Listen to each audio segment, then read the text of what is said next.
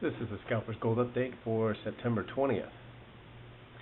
Well, we've certainly come a long way. I think we've had, 10 out of 11 or so up days here.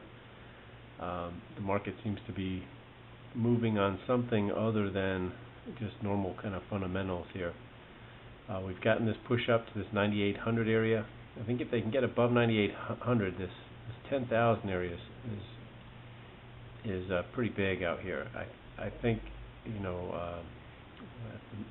they can continue to hold this up move, we'll see that they want to test that 10,000 area.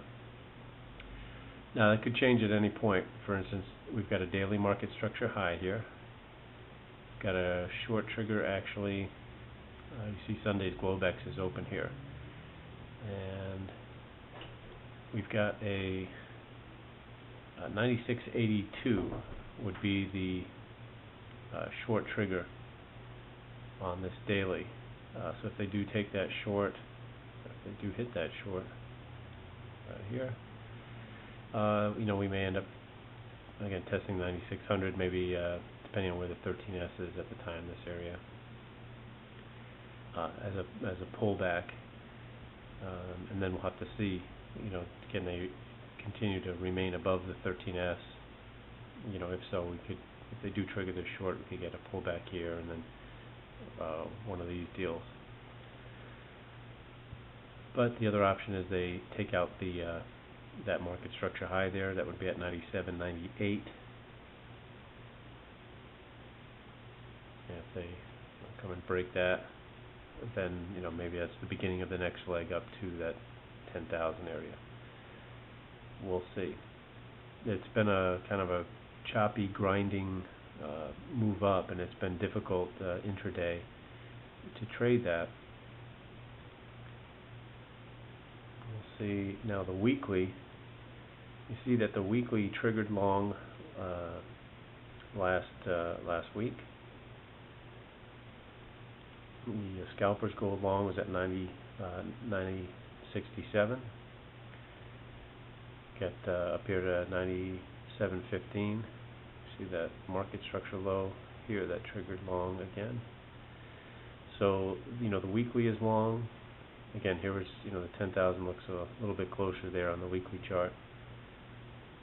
We'll see if they can get there, or if we can't exceed last week's high, then we'll get a market structure high formed on the weekly, and then finally the monthly. Again, it's just been like a broken record here, but there's the market structure low on the monthly that triggered long this month. So the weekly, the monthly, daily are still long unless it triggers short tomorrow. Like I said, this 10,000 area is a big target up here. Maybe they get up there, and maybe we get into October before we start getting any action. The action intraday has not been great, but we've just been these kind of slow, choppy grinds up higher. But you get a little better idea of, we had this big sell-off here. This could just be just a little technical bounce, and we might, like I said, come up to this 10,000 area, put a market structure high in, test the 13S, trigger that short, and get this kind of move. So I still think that there's some more volatility ahead.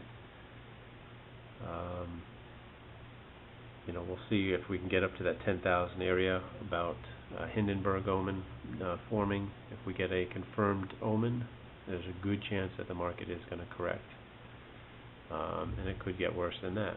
We'll just have to see when the time comes, but I think the market's going to need to try and get up above that 9,800 into that 10,000 area. We'll start seeing some new 52-week highs. We start getting divergence between the New York Stock Exchange highs and lows.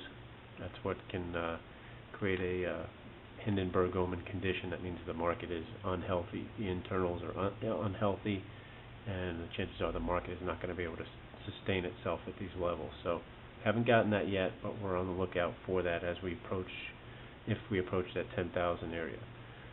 So, stay tuned and stay awake. As far as, if you're trading stocks, stick to the opening hour and a half and maybe the last hour or so.